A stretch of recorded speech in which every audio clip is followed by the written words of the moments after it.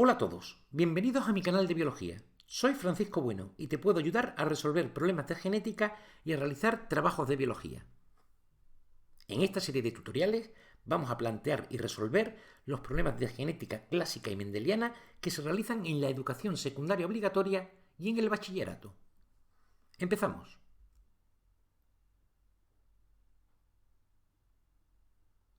El primer ejercicio que vamos a resolver trata sobre la localización de genes y alelos en cromosomas homólogos.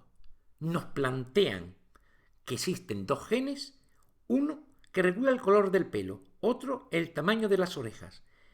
El gen que controla el color del pelo tiene dos alelos. El alelo N mayúscula dominante determina que el pelo sea negro.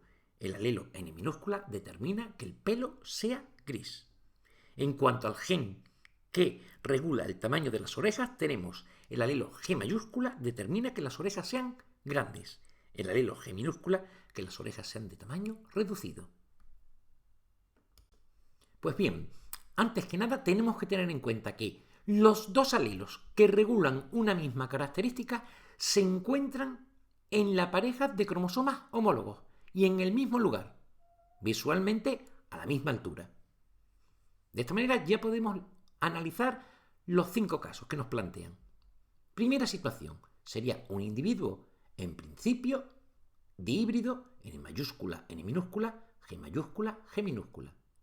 Sin embargo, si observamos la localización, no es posible, porque el alelo N mayúscula y el alelo N minúscula tienen que ir en el mismo par de cromosomas homólogos. Y lo mismo ocurre con el alelo G mayúscula y G minúscula. Por tanto, situación no correcta. Segundo caso. Tenemos un individuo N mayúscula, N mayúscula, G mayúscula, G minúscula. Es decir, homocigótico para el color del pelo, heterocigótico para el tamaño de las orejas. La localización sí es posible, correcta. N mayúscula y N mayúscula se encuentran en el mismo par de cromosomas homólogos.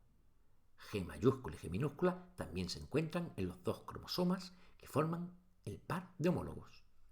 Tercera localización. N mayúscula y N minúscula se encuentran en el mismo par de cromosomas homólogos, pero a distinta altura.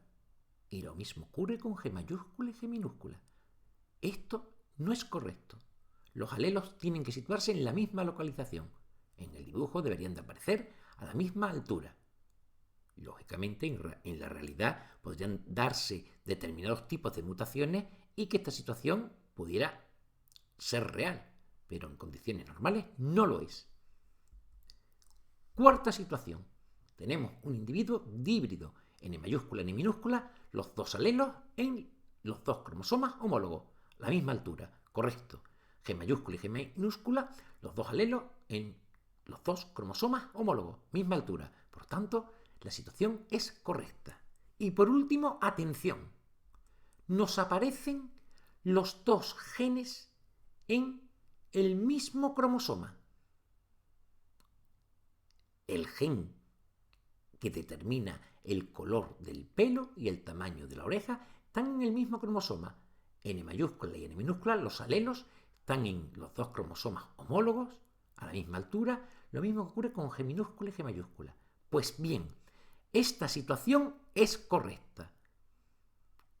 Cuando los genes se encuentran en el mismo cromosoma y sus alelos deben de aparecer en la misma situación. Pero atención, en esta serie de tutoriales estamos suponiendo siempre que los genes se encuentran en cromosomas diferentes.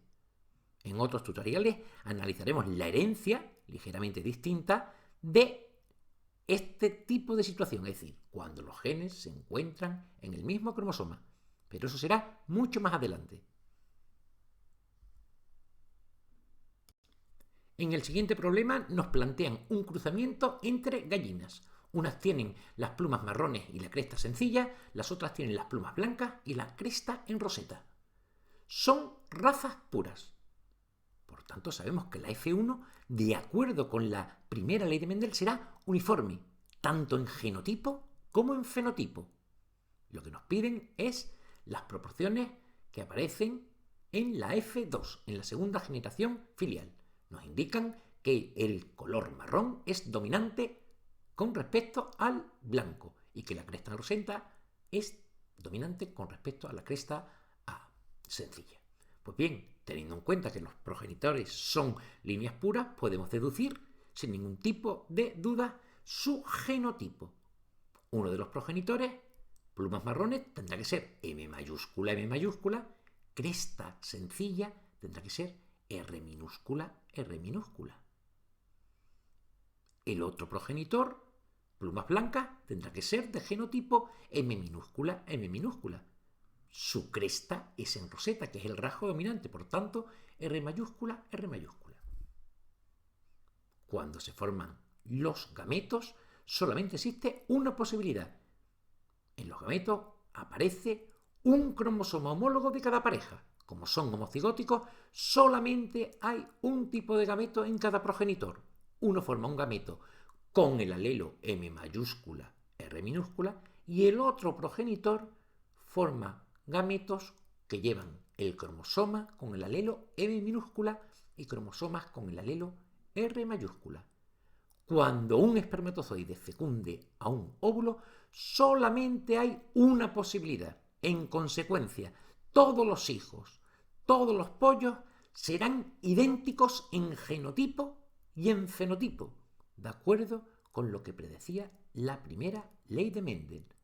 En este caso, el genotipo será M mayúscula, M minúscula, R mayúscula, R minúscula.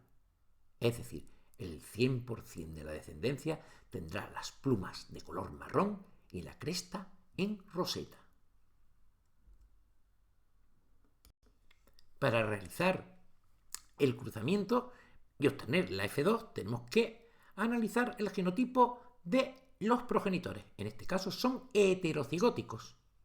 Los dos progenitores, idénticos genéticamente y heterocigóticos para las dos características, puesto que mediante la meiosis o también basándonos en la tercera ley de Mendel, sabemos que en cada gameto, en cada espermatozoide, en cada óvulo, aparecerá un cromosoma de cada pareja, pero solo uno, tenemos, por tanto, 4 posibilidades.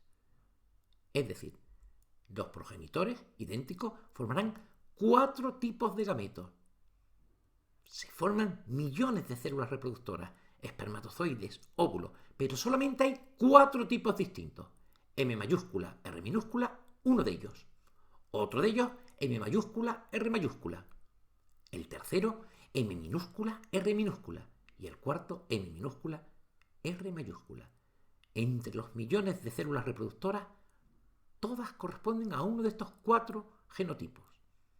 Dado que cualquier espermatozoide puede fecundar a cualquier óvulo, tenemos 16 posibilidades.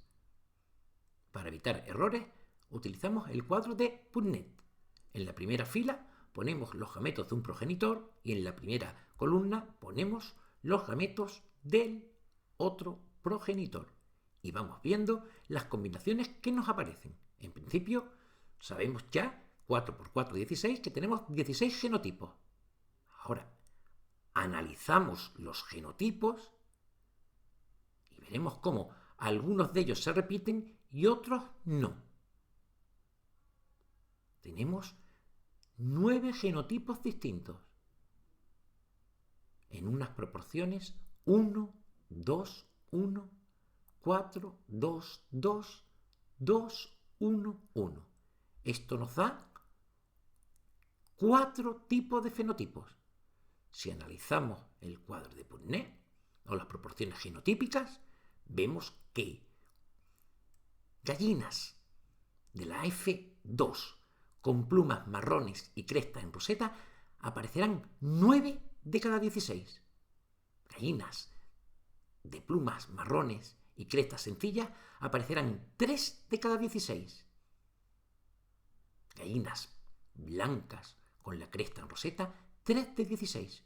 Y solamente una de cada 16 será una gallina de plumas blancas y cresta sencilla. De esta manera hemos resuelto lo que nos pedían, proporciones genotípicas y fenotípicas de la F2. En el próximo tutorial seguiremos haciendo problemas de genética con dos características mendelianas. Hablaremos de características en plantas de tomate.